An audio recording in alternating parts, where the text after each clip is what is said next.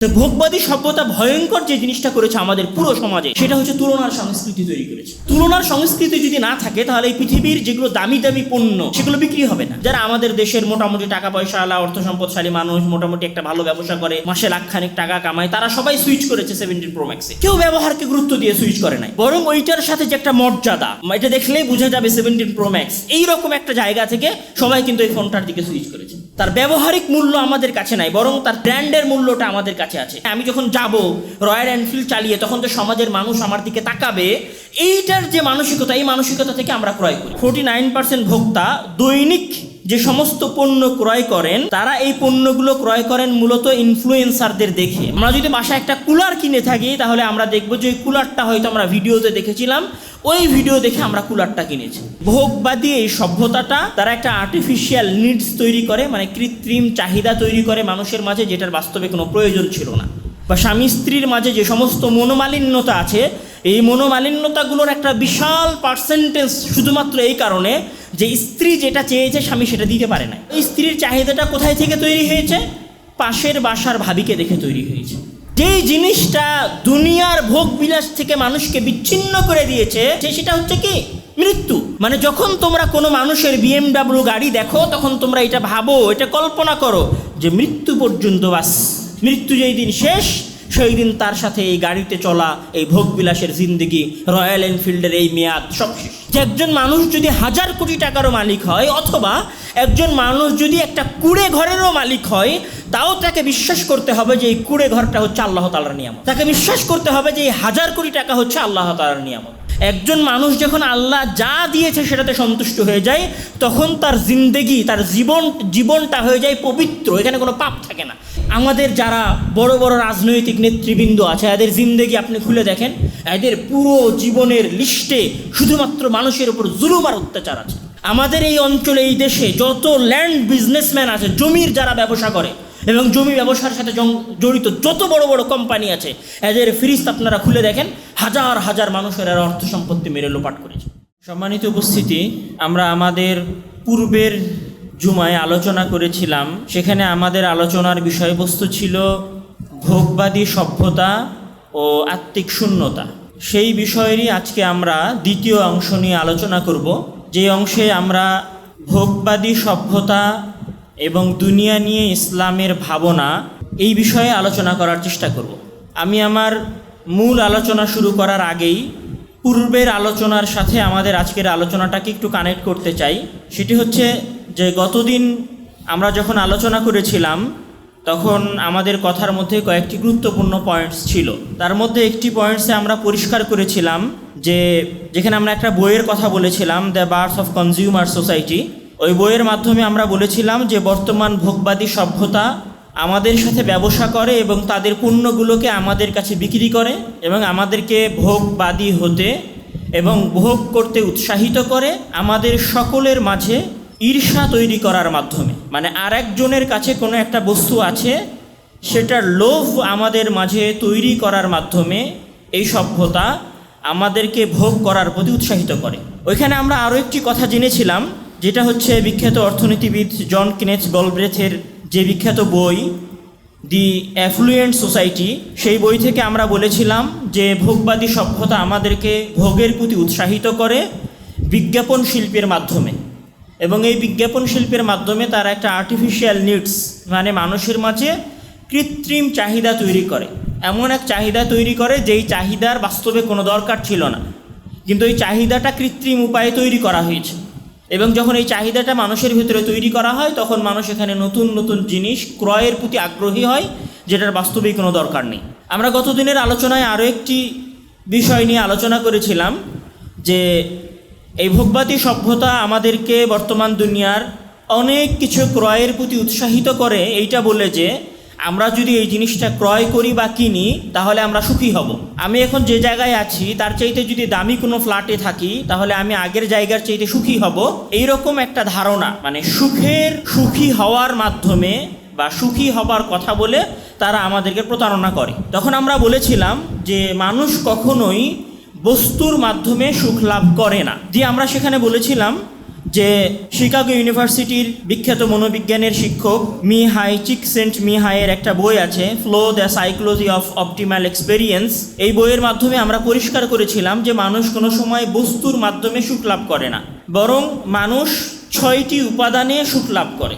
এবং আমরা সেখানে আমাদের 6টি উপাদানের কথাও আপনাদের সামনে উল্লেখ করেছিলাম, এবং ওই উপাদানগুলোর সাথে ইসলামের কি সম্পর্ক আছে। যেমন আমরা বলেছিলাম যে ইতিবাচক আবেগ, ডিপ স্টেট, ফ্লো স্টেটে চলে যাওয়া, গভীরভাবে কোনো কাজ করা, জীবনের অর্থগুলো জানতে পারা, এইরকম উপাদানগুলো যখন মানুষের জীবনে আসে তখন মানুষ বাস্তবিক অর্থে, প্রকৃতার্থে মানুষ সুখী হয়। এবং আমরা আমাদের এই কথাটাকে মজবুত করার জন্য 85 বছর ধরে চলমান হার্ভার্ড ইউনিভার্সিটির একটা গবেষণার কথা বলেছিলাম, যেটা হচ্ছে Harvard study of adult development নামে যে গবেষণাটি বর্তমান সময় পর্যন্ত চলমান আছে। তো আমরা এই কথাগুলো আপনাদের সামনে পেশ করে এটা বলতে চেয়েছিলাম যে মানুষ কোনো সময় বস্তুর মাধ্যমে সুখ লাভ করে না, বরং সুখটা মানুষের সম্পূর্ণ একটা আত্মিক, রুহানি বিষয়, নাফসি বিষয়, যেটা বস্তু থেকে নয় বরং অন্য কোথাও থেকে তৈরি হয়। এই কয়েকটা পয়েন্টস ছিল আমাদের গত জুমার খুতবার আলোচ্য বিষয় বা গত জুমার খুতবার মূল পয়েন্টস। এখানে আরও 2টা কথা আছে ভোগবাদী সভ্যতা সম্পর্কে। সেই 2টা কথা বলে আমি ইসলাম দুনিয়া সম্পর্কে কি চিন্তা ভাবনা করে আর একজন মুসলিমের দুনিয়ার দিকে কোন দৃষ্টিতে তাকানো উচিত সেই বিষয়ে আমরা আলোচনা করব। আজকের যে 2টা পয়েন্টস নিয়ে আমরা প্রথমে আলোচনা করব, তার মধ্যে প্রথম পয়েন্ট হচ্ছে যে ভোগবাদী সভ্যতা মানুষকে মূলত দাসে রূপান্তরিত করে। ভোগবাদী সভ্যতা কিভাবে মানুষকে দাসে রূপান্তরিত করে তার একটা ছোট্ট উদাহরণ আমরা দিই, যে আমরা ম্যাক্সিমাম যারা এখানে আছি তারা আমরা কোনো না কোনো কলকারখানায় অথবা কোনো না কোনো অফিস আদালতে জব করি, এবং এইখানে আমাদের সকল অফিসেই একটা পরিভাষা আছে, সেটাকে বলা হয় ওভার ডিউটি। মানে আপনার নির্ধারিত সময়ের চাইতে বেশি ডিউটি দেওয়া বা বেশি দায়িত্ব পালন করা। আমাদের যারা আশেপাশে অনেকগুলো কলকারখানা আছে বা আমাদের এই পেছনের অঞ্চলে গাজীপুর এই অঞ্চলগুলোতে অনেক বেশি পোশাক কারখানা আছে, এই পোশাক কারখানাগুলোতে আমাদের গ্রাম থেকে উঠে আসা যুবক শ্রেণীর ভাইয়েরা সবসময় ওভার ডিউটি দিয়ে কাজ করে। এই যে ওভার ডিউটির এই প্রবণতা বা মানুষকে নিজের ডিউটির চাইতে, একজন মানুষের সাধারণ ডিউটি কতক্ষণ সময়? 8 ঘন্টা সময়। এই 8 ঘন্টার বাইরেও একজন মানুষ যখন অতিরিক্ত দায়িত্ব পালন করে বা অতিরিক্ত দায়িত্ব পালন করতে যায়, তখন আসলে এই মানুষটা তার নিজের ব্যক্তিগত চাহিদা থেকে যায়, বিষয়টা এরকম না, বরং ভোগবাদী সভ্যতা তার ভেতরে একটা চাহিদা তৈরি করে দেয়। ওই চাহিদার ভিত্তিতে সে তখন ওভার ডিউটি দেওয়া শুরু করে। আমরা প্রায় 2-3 জুমা আগে আমাদের একটা আলোচনা করেছিলাম পুঁজিবাদী সময় সম্পর্কে। সেখানে আমরা বলেছিলাম যে সময় নিয়ে আধুনিক বিশ্বে একটি কথা আছে, সেটা হচ্ছে যে সময় মানেই টাকা। এবং আমরা বলেছিলাম যে বেঞ্জামিন ফ্র্যাঙ্কলিন সর্বপ্রথম এই বাক্যটি উচ্চারণ করেছিলেন যে টাইম ইজ মানি, সময় মানে টাকা। মানে এখানে প্রত্যেকটা সময় এবং প্রত্যেকটা মুহূর্ত এবং প্রত্যেকটা সেকেন্ডে আপনাকে টাকা উপার্জন করতে হবে। তো বাস্তবে একজন মানুষ যখন ওভার ডিউটি দেয়, সে হয়তো এটা মনে করে যে এই টাকাটা আমি নিজের জন্য উপার্জন করছি, কিন্তু আমরা যদি একটু খেয়াল করি তাহলে আমরা দেখব যে আমরা অতিরিক্ত দায়িত্ব পালনের মাধ্যমে যে টাকাটা উপার্জন করি, সেই টাকাটা আসলে আমাদের পেছনে ব্যয় হয় না, বরং আমরা যে জায়গাটায় টাকাটা ব্যয় করি তারা আমাদের চাইতে বেশি লাভবান হয়। ধরেন আমরা কখন ওভার ডিউটি দিই? একজন মানুষ অতিরিক্ত দায়িত্ব পালন করা শুরু করে বা অতিরিক্ত ডিউটি পালন করা শুরু করে যখন সে মনে করে যে আমার কাছে এখন একটা 15,000 টাকার ফোন আছে, আমাকে একটা 30,000 টাকার ফোন কিনতে হবে। যখন একজন মানুষ মনে করে যে আমি এখন যে ফ্ল্যাটে থাকি সেটা হচ্ছে একটা 2 রুমের ফ্ল্যাট, কিন্তু আমার একটা 4 রুমের ফ্ল্যাটের প্রয়োজন, তখন মানুষ ওভার ডিউটি দেওয়া শুরু করে। যখন মানুষের একটা সাধারণ কাপড়ে প্রয়োজন পূরণ হয়ে যেত, কিন্তু আশেপাশের মানুষজনকে দেখে যখন সে আরেকটা দামি কাপড় কেনার আগ্রহ প্রকাশ করে, তখন সে ভাবে ঠিক আছে আমি একটু 3 দিন ওভার ডিউটি দেই, 3 দিন যদি ওভার ডিউটি দেই তাহলে আমি এক্সট্রা 3 থেকে 4,000 টাকা উপার্জন করতে পারবো। তো বাস্তবে আমরা ওই টাকাটা উপার্জন করি, কিন্তু এই টাকাটা আসলে আমাদের পকেটে যায় না, বরং ওই টাকাটা যারা আমাদেরকে ওভার ডিউটি দিয়ে টাকাটা উপার্জন করায় ঘুরে ফিরে তাদের খাতেই ব্যয় হয়। যেমন আমি যদি একটা মোবাইল কিনি, তাহলে মোবাইলটা কোথায় থেকে কিনবো? স্যামসাংয়ের মতো বড় কোম্পানি থেকে কিনবো। আমি যদি একটা দামি ব্র্যান্ডের কাপড় কিনি, তাহলে ওই কাপড়টা কোথায় থেকে কিনবো? একটা বড় শোরুম থেকে কিনবো।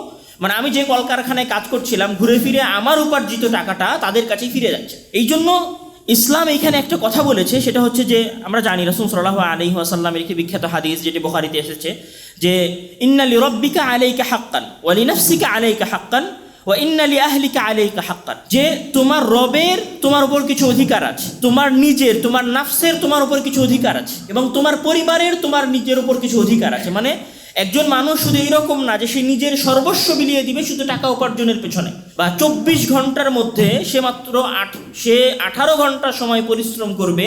যেমন এখনকার যুগের ছেলেপেলেরা কি করতেছে, বিশেষ করে যারা অনলাইনে কাজ করে, এরা হচ্ছে মিডনাইটে কাজ করে, রাত্রে এরা ঘুমায় না, দীর্ঘ রাত ধরে কাজ করতেছে। কেন? এখানে একটা মোটা অঙ্কের টাকা আছে, 2-2.5 লাখ, 3 লাখ টাকা, 4 লাখ, 5 লাখ, 10 লাখ টাকা মাসে ইনকাম হবে। তো এইখানে আপনি আপনার শরীরের হককে নষ্ট করছেন। আপনার শরীর কি চায় যে আপনি রাত্রে ঘুমাবেন? কেননা মহান আল্লাহ তাআলা কি বলছেন যে ওয়াজআলনা লাইলা লিবাসা, আমরা রাতকে তোমাদের জন্য কিসের উপযোগী করে দিয়েছি? তোমরা যেন সেটাতে আরাম করতে পারো, তোমরা যেন সেখানে ক্লান্তি দূর করতে পারো। কিন্তু আমরা টাকা উপার্জনের জন্য আমাদের শরীরের আরাম, শরীরের যে অধিকার, শরীরের যে হক, সেটা আমরা দিচ্ছি না। এই শরীরের হক শুধু আমরা দেই না, অনেক সময় আমরা টাকা উপার্জনের জন্য আমাদের পরিবারকেও হক দেই না। কিভাবে হক দেই না? না, আমি এই ছুটিতে আমি এখন বাসায় যাব না, তুমি একটু কষ্ট করে মানায় নাও, এই ছুটি আমি ঢাকাতেই থাকতে চাই, ছুটির দিনগুলো আমি ডিউটি দিলে আরও 2-4 হাজার টাকা কামাতে পারবো। আপনি এই বাক্যের মাধ্যমে আপনার পরিবারের হক নষ্ট করেছেন। এরকম অসংখ্য প্রবাসী আছে আমাদের দেশে যারা একবার বিদেশে যাওয়ার পরে 3-4 বছরে আর কোনো সময় দেশে ফিরে নাই। সে চাইলে দেশে ফিরতে পারতো, কিন্তু বারবার যখনই সে দেশে ফিরতে চেয়েছে তখনই তার মনে হয়েছে যে আমার এত কোটি টাকার ঋণ আছে, আমি যদি বাসায় যাই তাহলে 1 মাস আমাকে বাসায় বসে থাকতে হবে, আমি কিভাবে বাবা মায়ের মুখ দেখাবো, আমি কিভাবে আমার স্ত্রীর সামনে যাব, আমি কিভাবে আমার সন্তান সন্ততির সামনে যাব। আপনি কিভাবে আপনার স্ত্রী সন্তান সন্ততির সামনে যাবেন, এটা তো বড় বিষয় নয়। বরং বড় বিষয় হচ্ছে যে আপনার স্ত্রীর আপনার উপরে যে অধিকার আছে, আপনার স্ত্রীর আপনার উপরে যে হক আছে, আপনি সেই হকটা আদায় করতে পেরেছেন কিনা। আপনার স্ত্রীর হক কি? আপনার স্ত্রীর হক হচ্ছে আপনি তার শারীরিক চাহিদা পূরণ করবেন। আপনার স্ত্রীর হক কি? আপনার স্ত্রীর হক হচ্ছে আপনি তাকে তার যথাযথ সম্মান এবং মর্যাদাটা দিবেন। যথাযথ সম্মান এবং মর্যাদাটা কি? তাকে আদর দেওয়া, তাকে স্নেহ করা, তাকে ভালোবাসা। কোনোদিন দূর থেকে তো মানুষের পূর্ণ ভালোবাসা পূর্ণ হয় না। তাহলে আপনি কি করছেন? আপনার স্ত্রীর হককে নষ্ট করছেন, আপনার সন্তান সন্ততির হককে নষ্ট করছেন, আপনার নিজের যে হক, আপনার নাফসের যে হক আপনার উপর আছে, আপনি সেটাও নষ্ট করছেন। তাহলে ইসলাম এই জায়গায় যে আইডিয়াল যে আদর্শটা দিয়েছে সেটা হচ্ছে যে একটা মধ্যম জায়গায় দাঁড়িয়ে থেকে মানুষ পরিশ্রম করবে, মধ্যম জায়গায়, যেখানে পরিবারের হক রক্ষা হবে, সন্তান সন্ততির হক রক্ষা হবে, নিজের হক রক্ষা হবে। একজন মানুষ যখন একটা মধ্যম জায়গায় দাঁড়িয়ে পরিশ্রম করে তখন ওভার ডিউটি নামক যে বাক্যটা আছে, এই বাক্যটা আমাদের কালচার থেকে সম্পূর্ণ বিলুপ্ত হয়ে যাওয়া উচিত। এবং ভোগবাদী সভ্যতা এই ওভার ডিউটি বা অতিরিক্ত টাকা, দেখবেন সকল অফিসে একটা অপশন থাকেই যে দেখেন আপনি 8,000 টাকা পাবেন, তবে আপনি যদি ওভার ডিউটি দেন তাহলে আপনার মাসে বেতন দাঁড়াবে 16,000 টাকা। এটা একটা লোভ, এটা একটা টোপ আপনার সামনে দেওয়া হয়। আমার সবাই সেই টোপটা নেই। এটা কোথায় থেকে আসে? এটা ভোগবাদী সভ্যতা থেকে আসে। কিন্তু আপনি যত বেশি প্রোডাকশন করে দিবেন তাদের তত বেশি ইনকাম হবে। মানে বিষয়টা হচ্ছে এরকম যে আমি 8 ঘন্টার জায়গায় 14 ঘন্টা ডিউটি দিচ্ছি। 14 ঘন্টা ডিউটি দিয়ে আমি ধরেন আগে 10,000 পিস কাপড় উৎপাদন করতাম, এখন আমি 16,000 পিস কাপড় উৎপাদন করছি। ওই 16,000 পিস কাপড় উৎপাদন করে আমি দিচ্ছি, বিনিময়ে সে আমাকে 8,000 টাকা বেশি দিচ্ছে। ওই 8,000 টাকাটা আমার পকেট থেকে বের হয়ে আবার ঘুরে ফিরে তার পকেটেই চলে যাচ্ছে। ঘুরে ফিরে, হয়তো সরাসরি যাচ্ছে না, মানে সরাসরি কান ধরা, আর একটা হচ্ছে পিছন দিয়ে ঘুরিয়ে কান ধরা। আমাদের পকেট থেকে টাকা বের হচ্ছে ঠিকই, কিন্তু সেটা আমরা অনুধাবন করতে পারছি না বা বুঝতে পারছি না। দিন শেষে তারাই লাভবান হচ্ছে যারা এই সমাজের অর্থনীতির মূল জায়গায় বসে আছে। তো ভোগবাদী সভ্যতা সবচেয়ে ভয়ঙ্কর যে জিনিসটা করে সেটা হচ্ছে মানুষকে দাসে রূপান্তরিত করে দেয়, গোলামে রূপান্তরিত করে দেয়। আমরা যদি অফিস আদালতের দিকে তাকাই এবং আমরা যদি আমাদের ব্যক্তিগত জীবনে তাকাই, তাহলে আমরা সবাই দেখতে পাবো যে আমরা একটা দাসের মতো হয়ে কাজ করি একটা অফিসে। সবাই এখানে আমরা যারা আছি সবাই ঢাকা শহরে ম্যাক্সিমাম সবাই চাকুরিজীবী, সবাই এই জিনিসটা সবচেয়ে ভালো উপলব্ধি করতে পারবে। ভোগবাদী সভ্যতার দ্বিতীয় যে পয়েন্ট যেটা নিয়ে আজকে আমরা আলোচনা করব সেটা সবচেয়ে ভয়ঙ্কর। সেটা হচ্ছে ভোগবাদী সভ্যতা মানুষের মাঝে একটা তুলনার সংস্কৃতি তৈরি করে দেয়। তুলনা করা মানে একজনের সাথে আরেকজনের অর্থ সম্পত্তি, টাকা পয়সা, ধন দৌলতের তুলনা করা, এবং নিজের অজান্তেই এই তুলনার মাধ্যমে একটা প্রতিযোগিতামূলক পরিবেশ তৈরি হয়। এখানে একজন বিখ্যাত অর্থনীতিবিদ আছেন, থরস্টেইন ভেবলেন ওনার নাম। উনি একটা বই লিখেছিলেন, the theory of the leisure class. এই বইয়ের মধ্যে উনি মন্তব্য করেছেন যে মানুষ কেবল তার জৈবিক প্রয়োজন মেটানোর জন্য পণ্য ক্রয় করে না, বরং সমাজে নিজের উচ্চ মর্যাদা, সম্পদ এবং ক্ষমতা প্রদর্শনের জন্য অর্থ ও সম্পদের দৃশ্যমান অপচয় করে। মানে একজন মানুষ শুধুমাত্র নিজের প্রয়োজন পূরণের জন্য টাকা পয়সা খরচ করে, বিষয়টা এরকম না, বরং সমাজে নিজের একটা স্ট্যাটাস, নিজের একটা সম্মান প্রদর্শনের জন্য, নিজের একটা ভাব দেখানোর জন্য সে তার টাকা পয়সা এবং অর্থ সম্পত্তিকে খরচ করে। বিখ্যাত দার্শনিক বদ্রিলার উনি বলছেন, দ্য কনজিউমার সোসাইটি এই বইয়ের মধ্যে উনি বলছেন যে পণ্যের দুইটা ব্যবহার আছে, একটা হচ্ছে দুইটা মূল্য আছে, একটা হচ্ছে ব্যবহারিক মূল্য আর একটা হচ্ছে চিহ্ন মূল্য। চিহ্ন মূল্য মানে একটা বস্তু যতটুকু না দরকার ব্যবহারের ক্ষেত্রে আমরা তার ব্যবহারটাকে গুরুত্ব দিই না, বরং ওই বস্তুর সাথে যে মর্যাদাটা জড়িত আমরা সেটাকে বেশি গুরুত্ব দিই। আমি এই জিনিসটা একটু উদাহরণ দিয়ে বোঝাই। যেমন ধরেন আমাদের কারোর কাছে যদি আইফোন 15 প্রো ম্যাক্স অথবা 14 প্রো ম্যাক্স থাকে আর কারোর কাছে যদি 17 প্রো ম্যাক্স থাকে আইফোনের, দুইটার আসলে ব্যবহারে কতটুকু পার্থক্য আছে? 19-20, 18-20ও নাই। আপনারা যারা দামি ফোন ব্যবহার করেন তারা এটা ভালো বলতে পারবেন। ধরেন স্যামসাংয়ের যেটা হচ্ছে 24 আলট্রা আর বর্তমান যেটা আসছে 26 আলট্রা, এইগুলোর মাঝে জাস্ট পার্থক্য কোথায়? এআই এ সামান্য পার্থক্য তৈরি হয়েছে, অত বেশিও পার্থক্য তৈরি হয়নি। কিন্তু তারপরেও আমাদের যাদের কাছে 24 আলট্রা ছিল স্যামসাংয়ের, তারা আমরা সবাই 26-এ কনভার্ট হয়েছি। আর যাদের কাছে আইফোন 14 প্রো ম্যাক্স ছিল তারা আমরা সবাই ওইখান থেকে বের হয়ে 17 প্রো ম্যাক্সে গেছি। সবাই যারা আমাদের দেশের মোটামুটি টাকা পয়সাওয়ালা অর্থ সম্পদশালী মানুষ, মোটামুটি একটা ভালো ব্যবসা করে, মাসে লাখখানিক টাকা কামায়, তারা সবাই সুইচ করেছে 17 প্রো ম্যাক্সে। এটা কি আসলে তারা ব্যবহারকে গুরুত্ব দিয়ে সুইচ করেছে? কেউ ব্যবহারকে গুরুত্ব দিয়ে সুইচ করে নাই, বরং ওইটার সাথে যে একটা মর্যাদা, মানে মর্যাদা বলতে ওটার সাথে একটা ভাব জড়িত আছে, একটা মুড জড়িত আছে। সবাই ওই মুডটার সাথে, যেটা হলদে কালার, এটা একটা ইউনিক রং, এটা দেখলেই বোঝা যাবে 17 প্রো ম্যাক্স, এইরকম একটা জায়গা থেকে সবাই কিন্তু এই ফোনটার দিকে সুইচ করেছে। ব্যবহারের পার্থক্যের কারণে খুব কম মানুষ ওই ধরনের জায়গায় গেছে। যেমন ধরেন আমাদের বাইক, আমরা সবাই বাইকের প্রতি আমাদের একটা ক্রেজ আছে। একটা সাধারণ বাইক ধরেন আমি যদি বলি যে আপনাদের জিক্সারের বা FZ এর যে ভার্সন 2 যে মডেলটা আছে, এইটার পরে যে ভার্সন 3 এসেছে, এই দুইটার মাঝে খুব বেশি পার্থক্য নাই। আর এইটার মাঝে রয়্যাল এনফিল্ডের মাঝে খুব বেশি পার্থক্য নাই। কিন্তু তারপরেও আমাদের কাছে একটা যখন থাকে তখন আমরা পরেরটাতে সুইচ করি। সবাই কি ব্যবহারকে গুরুত্ব দিয়ে সুইচ করি? ব্যবহারকে গুরুত্ব দিয়ে সুইচ করি না। তার ব্যবহারিক মূল্য আমাদের কাছে নাই, বরং তার চিহ্নের মূল্য আমাদের কাছে আছে, সিম্বল, ব্র্যান্ডের মূল্যটা আমাদের কাছে আছে। ওইটার সাথে যে একটা ভাব, মানে আমি যখন যাব রয়্যাল এনফিল্ড চালিয়ে তখন তো সমাজের মানুষ আমার দিকে তাকাবে, এইটার যে মানসিকতা, এই মানসিকতা থেকে আমরা ক্রয় করি এবং ওইটা দেখে আরেকজন কেনার চেষ্টা করে যে উমুকের কাছে এই বাইকটা আছে, উমুকের কাছে এই মোবাইলটা আছে, আমাকে এই মোবাইলটা কিনতে হবে। এটাকে বলা হয় তুলনার সংস্কৃতি। তো ভোগবাদী সভ্যতা ভয়ঙ্কর যে জিনিসটা করেছে আমাদের পুরো সমাজে, সেটা হচ্ছে তুলনার সংস্কৃতি তৈরি করেছে। কারণ এই তুলনার সংস্কৃতি যদি না থাকে তাহলে এই পৃথিবীর যেগুলো দামি দামি পণ্য সেগুলো বিক্রি হবে না। যেমন ধরেন একজন মানুষ, একজন টাকা পয়সাওয়ালা দামি মানুষ যদি একটা গাড়ি ব্যবহার করে, তাহলে সর্বোচ্চ সে কত দামি গাড়ি তার ব্যবহার করা প্রয়োজন? ধরেন সে যদি 100 কোটি টাকার মালিক হয় তাহলে তার জন্য 1 কোটি টাকার একটা গাড়ি আনাফ। 1 কোটি টাকার গাড়িতে যে পরিমাণ সুযোগ সুবিধা থাকে সেটা যথেষ্ট। কিন্তু তারপরেও ওই 1 কোটি টাকার গাড়ি বাদ দিয়ে দেখবেন যে তার কাছে এরকম 2-3টা গাড়ি আছে যেগুলো 10, 15, 20 কোটি টাকা দামের। কেন? জাস্ট এই জন্য যে ওইটা দিয়ে যখন সে রাস্তায় চলাফেরা করবে, এটা একটা আলাদা মর্যাদা যে তার কাছে অমুক মডেলের, অমুক ব্র্যান্ডের, এত দামের 25 কোটি 30 কোটি টাকা মূল্যের একটা গাড়ি আছে। তো এই পুরো ভোগবাদ, বা আমি যদি বলি যে পুরো ব্যবসায়িক সার্কেলটা মূলত আমাদের এই তুলনার সংস্কৃতির উপরে চলে। যেই দিন মানুষের মাঝে এই তুলনাটা কমে যাবে, সেই দিন এই ব্যবসাগুলোর অর্ধেক ব্যবসা বন্ধ হয়ে যাবে। শুধু যদি তুলনার মন মানসিকতাগুলো কমে যায় তাহলে ফোনের জগতে ফোন কোম্পানিগুলোর যে ব্যবসা আছে, এই ব্যবসাগুলো অর্ধেক মাঠে মারা যাবে। এই জন্য রিচার্ড স্টার্লিনের একটা বিখ্যাত তত্ত্ব আছে। উনি বলছেন যে মানুষ আসলে সুখের জন্য বস্তুকে ক্রয় করে বা সুখী হওয়ার জন্য কোনো বস্তুকে কিনে, এইটা না, বরং মানুষ সামাজিক তুলনা তত্ত্বের কারণে, মানে সমাজের মাঝে যে তুলনা করার মন মানসিকতা আছে, এই তুলনা করার মন মানসিকতার কারণেই মূলত মানুষ নতুন নতুন বস্তু বা নতুন নতুন জিনিস বা নতুন নতুন জায়গায় ফ্ল্যাট কিনতে বেশি আগ্রহী হয়।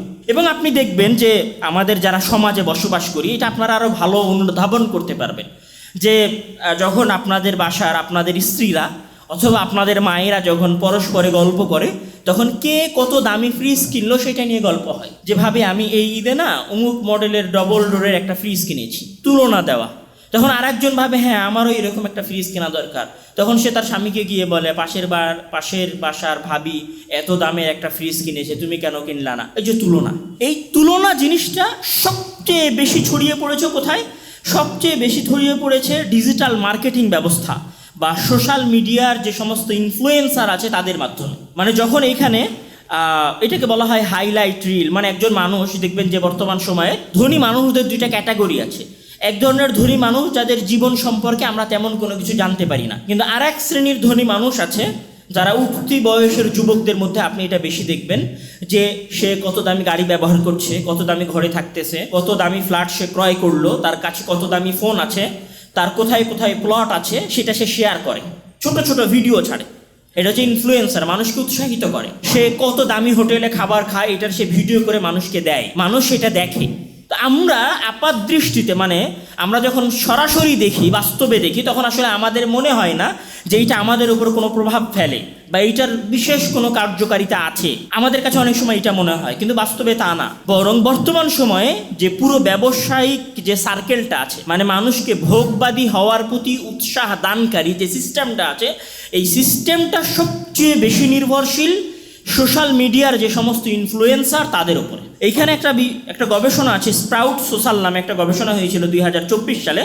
ওই গবেষণায় দেখা গেছে যে 49% ভোক্তা দৈনিক যে সমস্ত পণ্য ক্রয় করেন, তারা এই পণ্যগুলো ক্রয় করেন মূলত ইনফ্লুয়েন্সারদের দেখে। মানে অনলাইনে বিভিন্ন ব্যক্তিরা ওই জিনিসটা বা ওই পণ্যটার ভিডিও তাকে দেখিয়েছেন, এইটার অমুক সুবিধা আছে, অথবা আমি এটা ব্যবহার করি, অথবা এটার এরকম উপকার আছে, এইরকম একটা জিনিস বলে যখন তারা ভিডিওটা অনলাইনে ছাড়ে, তখন প্রায় 49% মানুষ ওই ভিডিও দেখে প্রভাবিত হয়ে ওই পণ্যটা ক্রয় করেছে। এটা হচ্ছে 2024 সালের রিপোর্ট। এরকম সিভিক সায়েন্সের তথ্য মতে জেনারেশন জেড বা জেনজি সবচেয়ে বেশি প্রভাবিত হয়েছে ইন্টারনেট বিজ্ঞাপনের মাধ্যমে। প্রায় 50% বা 55% জেনজি বা জেনারেশন জেড আমরা যেটাকে বলি, বা আধুনিক যে জেনারেশন, এরা সবচেয়ে বেশি প্রভাবিত হয় এই সমস্ত ভিডিওর মাধ্যমে। এখানে 55% ক্রয় তারা করে এই সমস্ত অনলাইনের ভিডিও দেখে। এখন ওই ভিডিওর মধ্যে কয়টা আসলে আমাদের জন্য প্রয়োজনীয় আর কয়টা আসলে আমাদের জন্য প্রয়োজনীয় না, কয়টা আসলে বাস্তবেই আমাদের দরকার আর কয়টাকে আমাদের জন্য দরকার বানানো হয়েছে। মানে অনেক সময় আমরা ভাবি যে হ্যাঁ, আমার কাছে যদি অমুক ব্র্যান্ডের একটা ফোন থাকে তাহলে এটাতে অনেক এরকম এরকম এরকম এরকম এরকম সুবিধা। যখন আপনি সুবিধা গুনতে শুরু করবেন, তখন আপনার কাছে সুবিধার এক ফিরিস্ট, মানে বিশাল লিস্ট, এতগুলো সুবিধা। আপনি চিন্তা করবেন যে আপনি একটু যাদের সাথে এরকম ঘটেছে, আপনি দেখবেন যে আপনি ওই সুবিধাগুলো দেখে যখন ফোন কিনেছিলেন, ওই ফোন কেনার পরে বাস্তবে কি ওই সুবিধাগুলোর জন্য ওই ফোনটাকে আপনি ব্যবহার করতে পেরেছিলেন? কতটুকু ব্যবহার করতে পেরেছিলেন? যদি ব্যবহার করতে পেরেও থাকেন, সেটার পার্সেন্ট 2-5-10% সর্বোচ্চ। মানে বাস্তবে যেটা হয় সেটা হচ্ছে যে আমাদের ভেতরে যে একটা সুপ্ত চাহিদা আছে, আমাদের ভেতরে যে একটা মানুষ হওয়ার কারণে যে একটা গোপন লোভ আছে, এই লোভটাকে জাগ্রত করার মাধ্যমে আমাদেরকে ভোগবাদী হওয়ার প্রতি, শুধুমাত্র ভোগের প্রতি উৎসাহী করা হয়। তখন আমরা আখিরাত এবং জান্নাতকে ভুলে গিয়ে শুধুমাত্র দুনিয়াকে উপভোগ করার পেছনে ছুটতে থাকি। আমি যদি আমাদের গত দিনের এবং আজকের বক্তব্যের এখন পর্যন্ত সামারি টানি, তাহলে দাঁড়াবে যে ভোগবাদী এই সভ্যতাটা কয়েকটা জিনিসের উপরে নির্ভরশীল। প্রথম হচ্ছে তারা একটা আর্টিফিশিয়াল নিডস তৈরি করে, মানে কৃত্রিম চাহিদা তৈরি করে মানুষের মাঝে, যেটার বাস্তবে কোনো প্রয়োজন ছিল না। দ্বিতীয় যে জিনিসটা তারা করে সেটা হচ্ছে যে মানুষের মাঝে যে ঈর্ষা আছে, এই ঈর্ষাটাকে তারা জাগ্রত করে এবং মানুষকে তাদের পণ্য কিনতে উৎসাহিত করে। তৃতীয় যে জিনিসটা এখানে ঘটে সেটি হচ্ছে তারা আমাদের মাঝে তুলনার একটা পরিবেশ তৈরি করে দেয়, যে এই তুলনার পরিবেশের মাধ্যমে আমাদের বড় বড় ব্যবসায়ীরা তাদের পণ্যগুলো আমাদের মাঝে বিক্রি করতে পারে। এমনকি আমাদের দৈনন্দিন জীবনের ছোটোখাটো জিনিসগুলোও এই ধরনের তুলনার সংস্কৃতির মাধ্যমে কেনা বেচা হয়। কারো বাসায় যদি একটা 4 পাখার ফ্যান থাকে, তাহলে হিসাব করলে বা খোঁজ নিলে দেখা যাবে যে সে পাশের ফ্ল্যাটের কারো ঘরে ওই 4 পাখার একটা ফ্যান দেখেছিল, ওইখান থেকে নিজের বাসাতে একটা 4 পাখার ফ্যান কিনেছে। আমরা যদি বাসায় একটা কুলার কিনে থাকি, তাহলে আমরা দেখব যে ওই কুলারটা হয়তো আমরা ভিডিওতে দেখেছিলাম, ওই ভিডিও দেখে আমরা কুলারটা কিনেছি। তো তুলনার সংস্কৃতি বর্তমান ব্যবসায়িক দুনিয়ায় বা ভোগবাদী দুনিয়ায় অনেক বেশি গুরুত্বপূর্ণ। আমরা যদি চতুর্থ পয়েন্টে বা পঞ্চম পয়েন্টে আসি, তাহলে দাঁড়াবে যে ভোগবাদী সভ্যতা আমাদেরকে বাস্তবিক অর্থে একজন কর্মজীবী নয়, বরং বাস্তবিক অর্থে আমাদেরকে দাস হিসাবে রূপান্তরিত করে বা গোলাম হিসেবে রূপান্তরিত করে আমাদের মনের অজান্তেই। আমরা জানতেও পারি না, আমরা বুঝতেও পারি না যে আমরা দাস হয়ে গেছি, কিন্তু আমরা দাস হয়ে গেছি। এবং এত গভীরভাবে আমরা দাস হয়ে যাই যে তখন আমাদেরকে আমাদের সন্তানের ভালোবাসা, আমাদের স্ত্রীর মমতা, আমাদের স্ত্রীর ভালোবাসাগুলো আমাদেরকে বা আমাদের বাবা মায়ের ভালোবাসাগুলো আমাদেরকে আর আকর্ষণ করে না।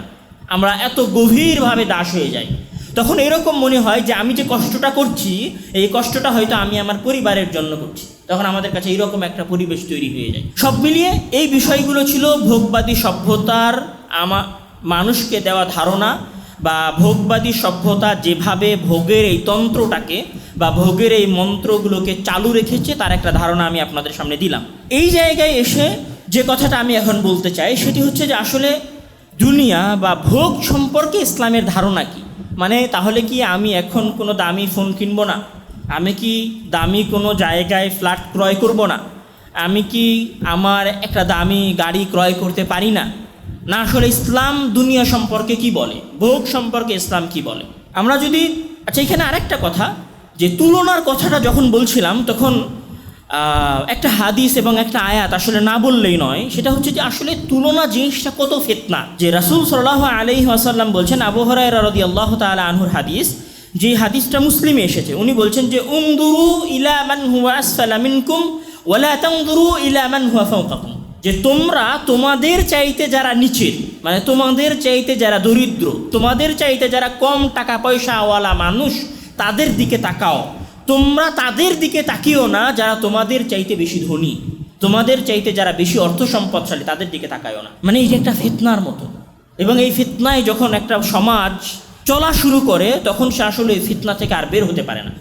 মহান আল্লাহ তাআলা রাসূল সাল্লাল্লাহু আলাইহি ওয়াসাল্লামকে উদ্দেশ্য করে বলছেন, রাসূলকে উদ্দেশ্য করে বলছেন যে ওয়ালা তামুদ্দান্না আইনাইকা ইলা মা মাত্তা'না বিহি আজওয়াজাম মিনহুম যাহরাতাল হায়াতিদ দুনিয়া লিনাফতিনাহুম ফীহি ওয়া রিজকু রাব্বিকা খায়রুন ওয়া আবকা, যে আমরা তাদের স্ত্রীদেরকে যে সমস্ত ভোগ বিলাসের বস্তু দিয়েছি, লা তামুদ্দান্না আইনাইকা, আপনি আপনার দৃষ্টি তাদের দিকে দিয়েন না। মানে আসলে এই জিনিসটা কতটা ভয়ঙ্কর যে আরেকজনের পণ্যের দিকে তাকানো। আমি যদি বলি যে বাংলাদেশের পরিবারগুলোতে যে সমস্ত লড়াই বা স্বামী স্ত্রীর মাঝে যে সমস্ত দ্বন্দ্ব বা স্বামী স্ত্রীর মাঝে যে সমস্ত মনোমালিন্যতা আছে, এই মনোমালিন্যতাগুলোর একটা বিশাল পার্সেন্টেজ শুধুমাত্র এই কারণে যে স্ত্রী যেটা চেয়েছে স্বামী সেটা দিতে পারে না। আর ওই স্ত্রীর চাহিদাটা কোথায় থেকে তৈরি হয়েছে? পাশের বাসার ভাবিকে দেখে তৈরি হয়েছে।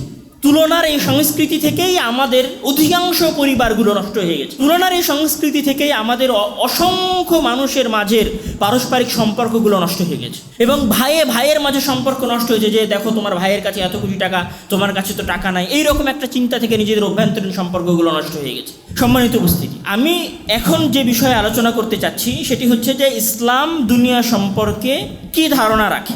ইসলাম দুনিয়া সম্পর্কে পবিত্র কোরআনের কয়েক জায়গায় কথা বলেছে, মানে অসংখ্য জায়গায় ইসলাম দুনিয়াকে পরিচিত করেছে। তো ইসলাম দুনিয়াকে যে শব্দ দ্বারা পরিচিত করেছে সেটি হচ্ছে যে ফামা মাতাউদ দুনিয়া ফিল আখিরাহ ইল্লা কালিল, যে দুনিয়ার এই ভোগবিলাস, মানে ইসলামও দুনিয়াটাকে একটা ভোগবিলাস হিসেবে আখ্যায়িত করেছে। কিন্তু ইসলাম এখানে একটা কথা বলেছে যে ফামা মাতাউদ দুনিয়া, যে দুনিয়ার যে ফামা মাতাউল হায়াতিদ দুনিয়া ফিল আখিরাহ ইল্লা কালিল, যে আখিরাতের তুলনায় দুনিয়ার ভোগ বিলাসটা হচ্ছে অনেক সামান্য এবং অনেক ক্ষুদ্র। যেমন মহান আল্লাহ তাআলা পবিত্র কোরআনের মধ্যে বলছেন যে কুল মাতাউদ দুনিয়া কালিল ওয়াল আখিরাতু খায়রুল লিমান ইত্তাকা ওয়া লা তুযলামুনা ফাতিলা, আপনি বলে দিন যে দুনিয়ার যে ভোগ বিলাসটা আছে এটা হচ্ছে অতি সামান্য।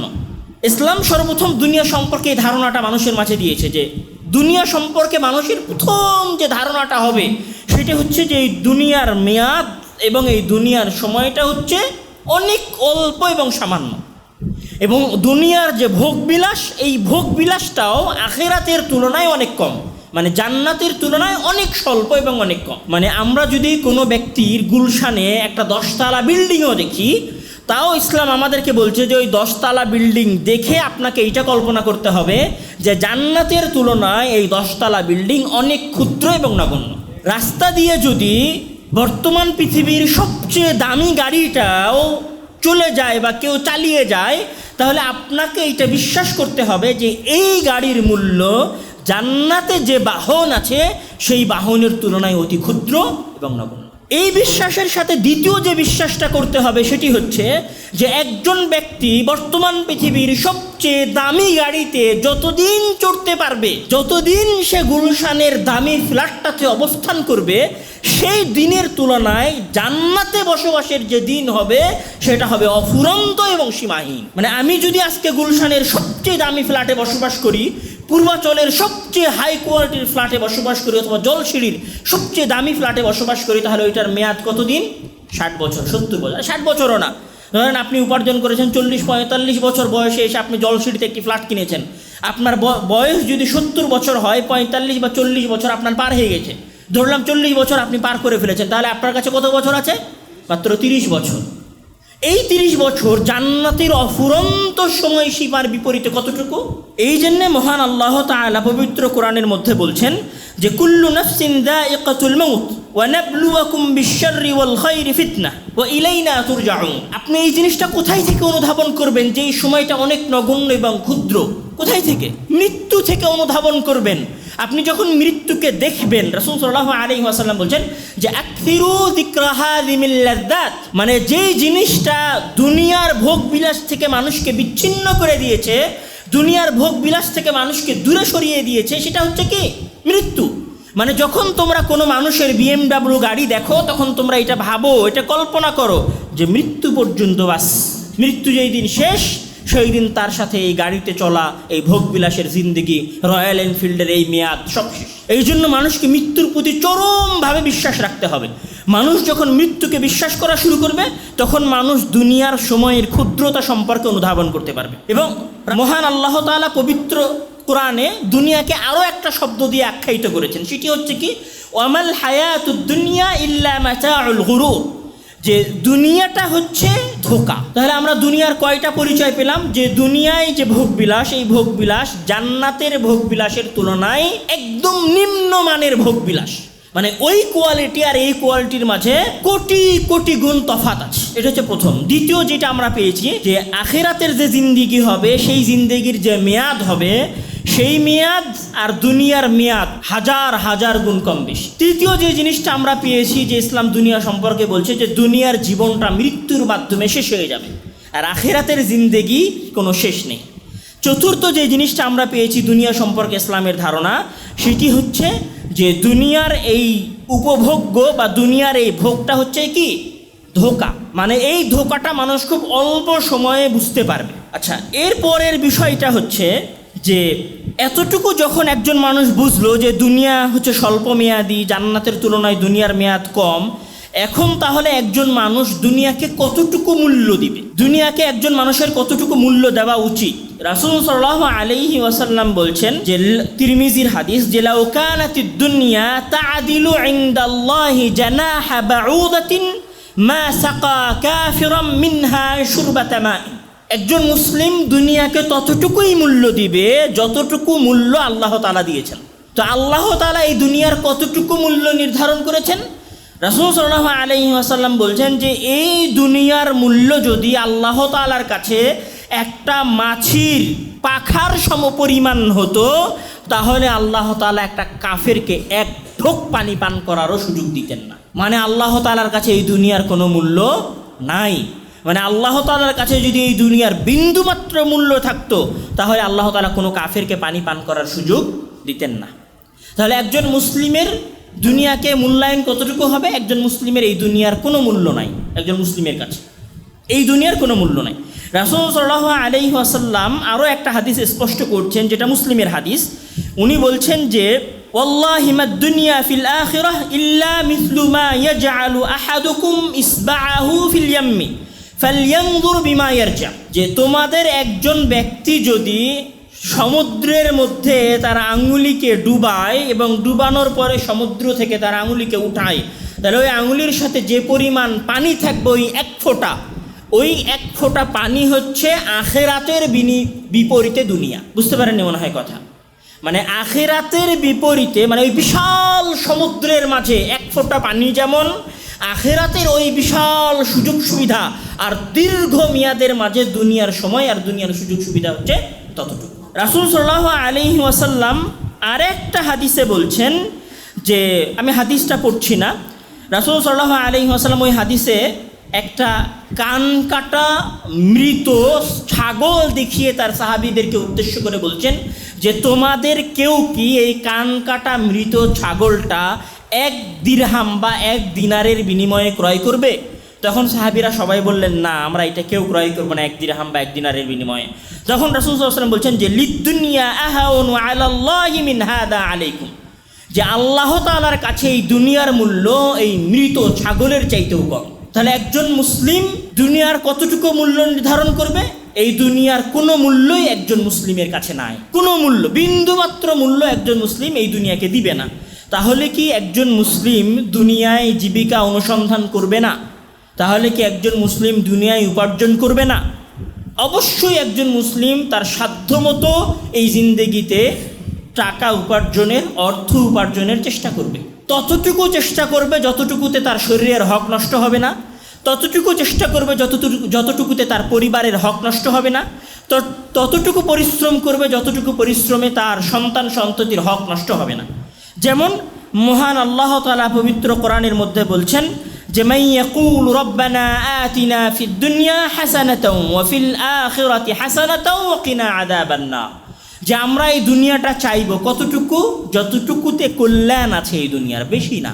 রাসূল মহান আল্লাহ তাআলা আরো বলছেন যে ফাইদা কুদিয়াতিস সালাতু ফান্তাশিরু ফিল আরদি ওয়াবতাগু মিন ফাদলিল্লাহ, যে যখন তোমাদের সালাত শেষ হয়ে যায় তখন তোমরা জীবিকা উপার্জনের জন্য বের হও। তার মানে ইবাদত করার পরে, আল্লাহর দ্বীনকে ঠিক রাখার পরে যতটুকু এই দুনিয়াকে উপার্জন করা যাবে ততটুকু আমরা এই দুনিয়াকে উপার্জন করতে পারি। কিন্তু যখন এই দুনিয়াকে উপার্জন করার জন্য দ্বীন বাধাগ্রস্ত হবে, সেই জায়গাতেই দুনিয়া উপার্জন করা হারাম এবং নিষিদ্ধ বলে বিবেচিত হবে। যতক্ষণ পর্যন্ত দুনিয়া উপার্জনের কারণে আমার দ্বীন বাধাগ্রস্ত হয়নি, ততক্ষণ পর্যন্ত দুনিয়া উপার্জন করা কি বৈধ। এখানে দুনিয়া উপার্জনের বিষয়ে আরেকটা কথা খেয়াল রাখা উচিত যে রাসূল সাল্লাল্লাহু আলাইহি ওয়াসাল্লাম বলছেন যে কোনো ব্যক্তির লক্ষ্য উদ্দেশ্য যদি হয় দুনিয়া উপার্জন করা, তাহলে আল্লাহ তাআলা তার সামনে সকল কিছুকে বিক্ষিপ্ত করে দেন। বিক্ষিপ্ত করে দেন মানে হাদিসে এসেছে ফাররাকাল্লাহু আলাইহি আমরাহু, মানে আল্লাহ তাআলা তার বিষয়গুলোকে বিক্ষিপ্ত করে দেন। মানে একটা সমস্যার সমাধান করতে না করতেই আর একটা সমস্যা উপস্থিত হয়ে যায়, আর একটা সমস্যার সমাধান করতে না করতেই আর একটা সমস্যা হাজির হয়ে যায়। এক কোম্পানির সাথে একটা সমস্যা ছিল, সেই সমস্যা থেকে উত্তরণ হয় নাই, আর একটা সমস্যা শুরু হয়ে গেছে। আমি তেল নিয়ে এসেছিলাম, একটা তেল নিয়ে আসতে পেরেছি, আর একটা তেল হচ্ছে ইরানের হরমুজ প্রণালীতে আটকে গেছে। ব্যবসায়িক একটা চালান আমি কোনো রকম পার করতে পেরেছি, আর একটা চালান আমার আটকে গেছে। মানে একটা সমস্যা শেষ না হতে হতেই আর একটা সমস্যা আসা। তো রাসূল সাল্লাল্লাহু আলাইহি ওয়াসাল্লাম বলছে এটা কখন হয়? যখন মানুষের লক্ষ্য হয় শুধুমাত্র দুনিয়া উপার্জন করা। কিন্তু কোনো মানুষ যদি ওমান কানাতিল আখিরাতু নিয়াতাহু, আর কোনো মানুষের ইচ্ছা যদি হয় আখিরাত, নিয়ত যদি হয় আখিরাত, জামা আল্লাহু আমরাহু, তখন আল্লাহ তাআলা তার সকল বিষয়কে এক জায়গায় করে দেন। মানে তখন সে প্রেশান কম হয়, তার প্রয়োজন কমে আসতে শুরু করে। অনেক তার আর মানে খুব বেশি মানে এক শ্রেণীর মানুষ আছে আমাদের সমাজে যাদের প্রয়োজন ফুরায় না। দেখবেন লক্ষ টাকা সে ইনকাম করছে, তারপরে বলছে না ভাই এ মাসে খুব বেশি একটা টাকা উপার্জন করতে পারিনি। ওর বাসায় সব কিনেছে, তারপরে বলছে ভাই ফ্রিজটা যদি আর একটু দামি হতো তাহলে ভালো হতো। আর তার বিপরীতে আর একজন মানুষ দেখবেন যে ওর বাসায় আগের যুগের ওয়ালটনের একটা ছোট ফ্রিজ আছে, তারপরও ওর মাথাতে এটা আসেই না যে আমাকে একটা দামি ফ্রিজ কিনতে হবে, আসেই না মাথাতে। কেন আসে না? এই না আসাটা হচ্ছে আল্লাহ তাআলার নিয়ামত। এক শ্রেণীর মানুষ দেখবেন যে ওর সক্ষমতা আছে, হয়তো ও সবচেয়ে কম দামের একটা মোটরসাইকেল চালাচ্ছে, কিন্তু ওর মাথাতে একবারও আসেনি যে আমার এই মোটরসাইকেলটা বিক্রি করে আমাকে একটা দামি মোটরসাইকেল কিনতে হবে। এটা হচ্ছে আল্লাহ তাআলার নিয়ামত। জামা আল্লাহু আমরা, আল্লাহ তাআলা তার বিষয়কে এক জায়গায় করে দিয়েছেন, মানে তার প্রয়োজনকে কম করে দিয়েছে। আর একজন মানুষের প্রয়োজনেই ফুরাচ্ছে না, কোটি কোটি টাকা, তাও প্রয়োজন শেষ হচ্ছে না। আল্লাহ তাআলা প্রয়োজন কীভাবে বাড়িয়ে দিবেন জানেন?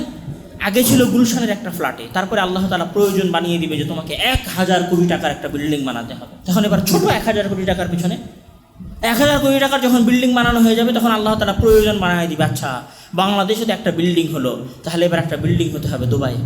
তখন প্রেশান, আচ্ছা দুবাইয়ের বিল্ডিংটা কখন হবে?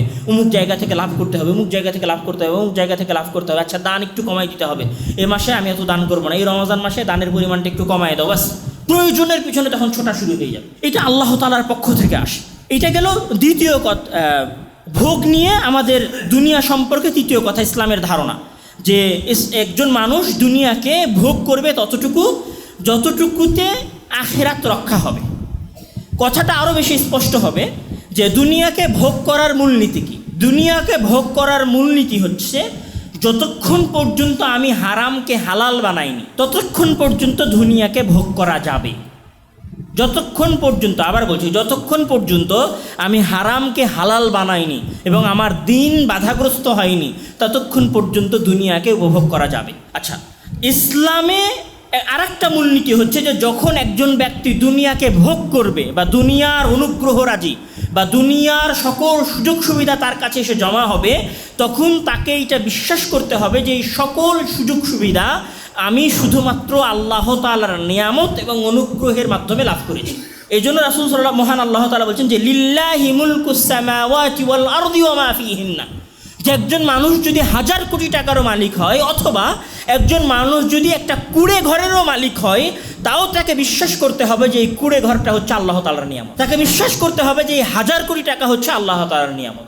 এটা মূলনীতি দুনিয়া উপভোগের, ইসলামের মূলনীতি। আর মহান আল্লাহ তাআলা আরও বলছেন যে ওয়ামা বিকুম মিন নি'মাতিন ফামিনাল্লাহ, তোমাদের কাছে যা কিছু আছে সবই হচ্ছে আল্লাহ তাআলার দেওয়া অনুগ্রহ এবং দয়া। এবার যখন আপনি আল্লাহ তাআলার দয়া এবং অনুগ্রহ এই দুনিয়ায় পেয়ে গেছেন, তখন ইসলামের মূলনীতি কি?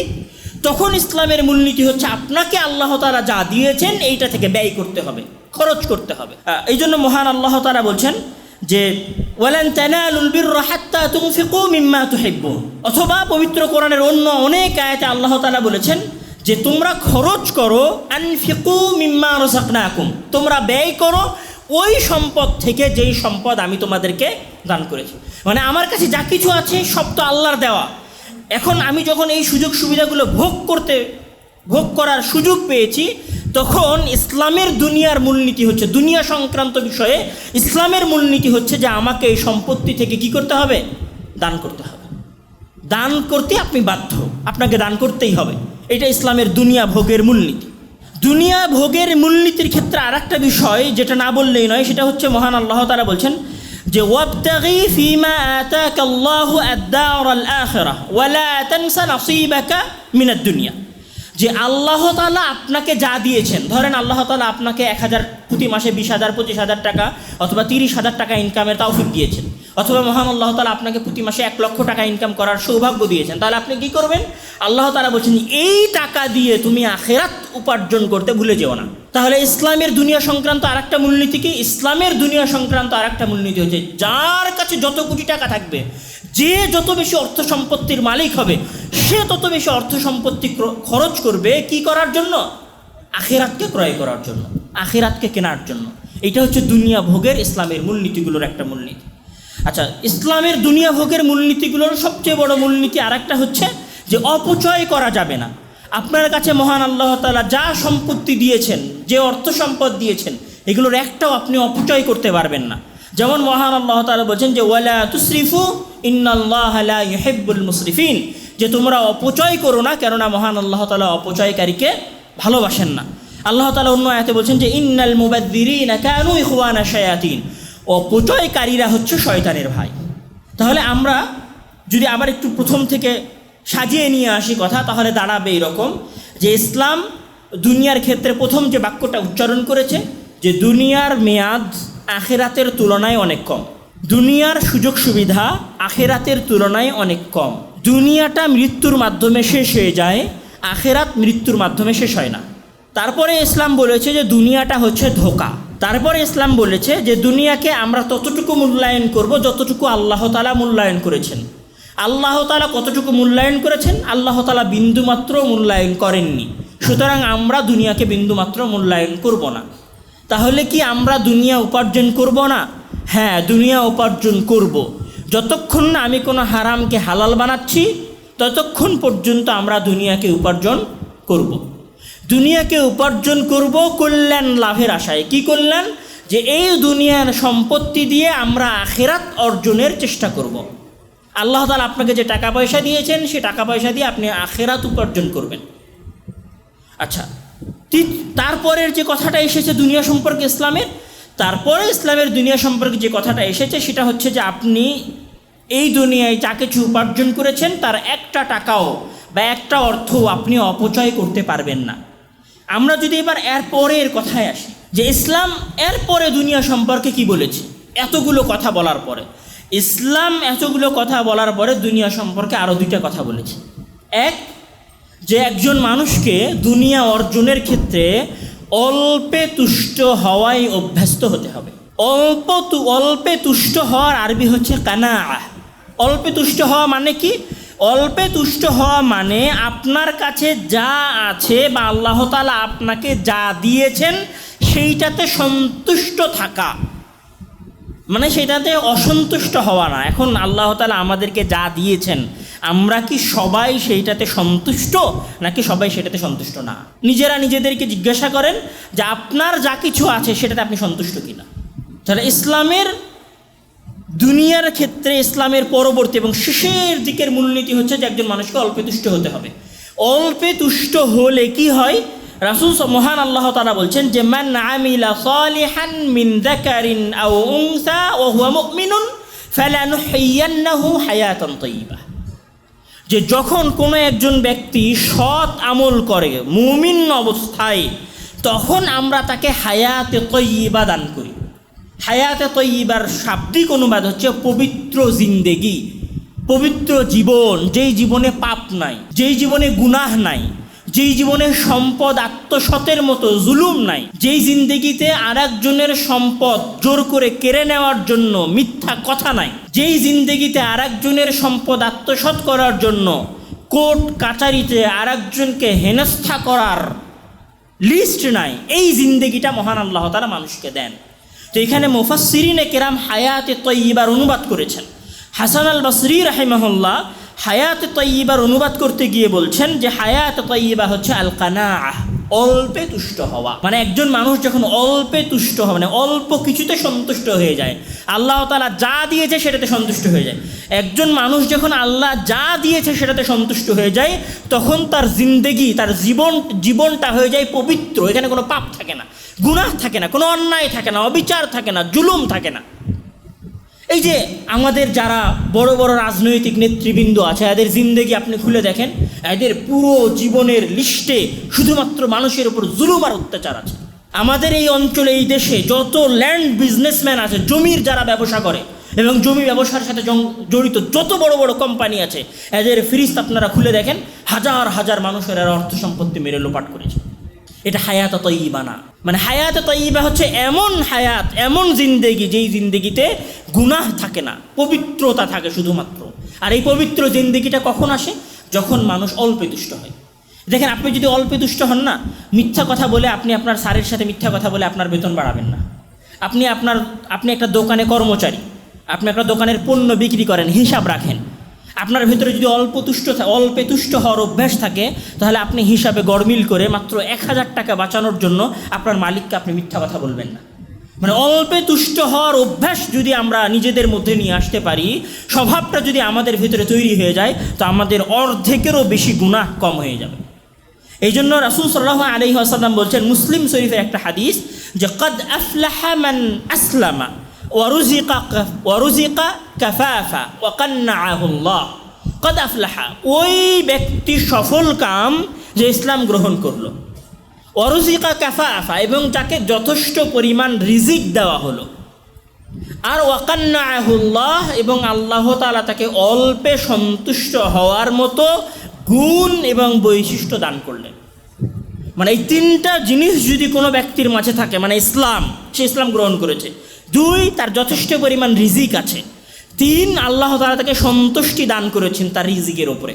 এই তিনটা জিনিস যদি একত্রিত হয়ে যায়, কাদ আফলাহা, সে ব্যক্তি সফল কাম। তাহলে সফল হওয়াটা আমাদের অল্পে তুষ্ট হওয়ার সাথে, অল্পে সন্তুষ্ট হওয়ার সাথে জড়িত। আচ্ছা, এখানে অল্পে সন্তুষ্ট হওয়ার সাথে জড়িত বলে এখানে একটা কথা বলি, যে আল্লাহ তাআলা যদি আপনাকে কিছুই না দেয়, কিছুই দেয় নাই, শুধুমাত্র কোনো রকম আপনার লজ্জায় স্থান ঢাকার জন্য একটা কাপড় সংগ্রহ করার সক্ষমতা আপনার আছে, এর বাইরে আর কোনো সক্ষমতা আপনার নাই, তারপরেও আপনার বিন্দুমাত্র আফসোস করার নাই যদি আপনি 5 ওয়াক্ত সালাত আদায় করেন এবং আপনার জীবনে কোনো গুনাহ না থাকে। কেননা এই 60 বছরের জিন্দেগি যেদিন শেষ হয়ে যাবে, আর আপনি যদি আল্লাহর নেককার বান্দা হন, তাহলে ওই ছেঁড়া লুঙ্গি সমেত আপনি আল্লাহ তাআলার জান্নাতে প্রবেশ করবেন। এই জন্য এই দুনিয়ায় যদি আপনার কিছুই উপার্জন না হয়, আল্লাহর কসম করে বলছি, এই দুনিয়ায় যদি আপনার কিছুই উপার্জন না হয়, একটা টাকাও যদি আপনার ব্যাংকে না থাকে, আপনি যদি একটা ভালো চাকরিও খুঁজে না পান, তাও আপনার আফসোস করার কিছু নাই, যতক্ষণ পর্যন্ত আপনি আল্লাহ তাআলার ইবাদতের সাথে, আল্লাহ তাআলার দাসত্ব করার সাথে বিন্দুমাত্র কম্প্রোমাইজ করছেন না। দুনিয়া সম্পর্কে ইসলামের একদম উচ্চ স্তরের ধারণা, দুনিয়া সম্পর্কে ইসলামের উচ্চ স্তরের ধারণাটা হচ্ছে জুহুদ অবলম্বন করা। জুহুদ অবলম্বন করা মানে নিজের লোভ, নিজের প্রয়োজনকে কমিয়ে নিয়ে আসা। সুফিয়ান আস-সাউরি রাহিমাহুল্লাহ বলছেন, আজ-জুহদু ফিদ দুনিয়া কিসারুল আমাল, নিজের আশাকে সংবরণ করা। আশা করা যেতেই পারে, আপনি আশা করতেই পারেন যে আল্লাহ তাআলা, হে আল্লাহ তুমি আমাকে একটা 1 লক্ষ টাকার চাকরি দিও। আপনি আশা করতেই পারেন যে আল্লাহ তুমি আমাকে একটা 3 লক্ষ টাকার চাকরি জোগাড় করে দিও। আপনি আশা করতেই পারেন যে আল্লাহ তাআলা তুমি আমাকে একটা ব্যবসা দিও, যে ব্যবসায় আমি কোটি টাকা উপার্জন করতে পারবো। করতে পারেন, এটা হালাল, এই আশা আপনি করতে পারেন। কিন্তু যখন আপনি এই আশাটা করা ছেড়ে দিবেন, তখন এটা হচ্ছে জুহুদের মধ্যে যাবে। আমাদের আইম্মায়ে কেরামের মধ্যে অনেকেই জুহুদের প্রতি মানুষকে উৎসাহিত করেছেন। জুহুদের আরেকটা অর্থ এরকমও করা যায় যে হারামকে পরিত্যাগ করা এবং নিজের উপার্জনকে শুধুমাত্র হালালের মধ্যে সীমাবদ্ধ রাখা। সম্মানিত উপস্থিতি, আমরা যদি আমাদের পুরো জুমার খুতবার সারমর্মটা নিই, তাহলে আমাদের সারমর্মটা 2টা বাক্যে এভাবে সমাপ্ত হবে যে আধুনিক বিশ্ব, আধুনিক সভ্যতা, আধুনিক কালচার একজন মানুষকে তার মানুষত্বের বাইরে গিয়ে, একজন মানুষকে তার দিনের বাইরে গিয়ে, একজন মানুষকে তার মানবিকতার বাইরে গিয়ে শুধুমাত্র দুনিয়া উপার্জনের প্রতি উৎসাহিত করেছে। এবং এই পৃথিবীর মানুষেরা শুধুমাত্র দুনিয়া উপার্জন করাটাকেই বেশি গুরুত্ব দিয়েছে। এত বেশি গুরুত্ব দিয়েছে যে আরেকজন মানুষের জীবনের তাদের কাছে কোনো মূল্য নাই। মানুষের জীবনের বিনিময়ে হলেও অর্থ উপার্জন করতে হবে, এটি হচ্ছে ভোগবাদী সভ্যতার আদর্শ। এর বিপরীতে ইসলাম মানুষকে যেটা বলছে সেটা হচ্ছে যে আল্লাহ তাআলা আপনাকে যেটা দিয়েছেন আপনি সেটাতে সন্তুষ্ট থাকেন, তবে আপনি আপনার ভালো রিজিকের জন্য চেষ্টা করতে পারেন যতক্ষণ পর্যন্ত আপনার সেই চেষ্টা বৈধ উপায়ে আছে। তবে আপনাকে এটা স্মরণ রাখতে হবে যে দুনিয়া উপার্জনের এই চেষ্টাটা যেন আপনাকে ধোঁকার মধ্যে নিমজ্জিত না করে এবং আপনাকে যেন আখেরাত ভুলিয়ে না দেয়। কোনো ব্যক্তির যদি দুনিয়া উপার্জনের চেষ্টাটা তার আখেরাত ভুলিয়ে না দেয়, বরং দুনিয়া অর্জনটা যদি তাকে আরও বেশি আখেরাতের দিকে নিয়ে যায়, তাহলে এই দুনিয়া উপার্জনে কোনো সমস্যা নেই। যে ব্যক্তি যত বেশি দুনিয়া থেকে নিজেকে গুটিয়ে নিয়ে আল্লাহ তাআলার নিয়ামতের উপর সন্তুষ্ট থাকতে পারবে, সে সফল কাম। মহান আল্লাহ তাআলা আমাদেরকে আর্টিফিশিয়াল এই নিডস, কৃত্রিম লোভের এই ফিতনা থেকে বের হয়ে এসে আল্লাহ তাআলা আমাদেরকে যে সমস্ত নিয়ামত দিয়েছেন সেই সমস্ত নিয়ামতের উপরে সন্তুষ্ট থাকার তৌফিক দান করুক। আল্লাহুম্মা আমিন। ওয়া আখিরু দাওয়ানা আলহামদুলিল্লাহি রাব্বিল আলামিন।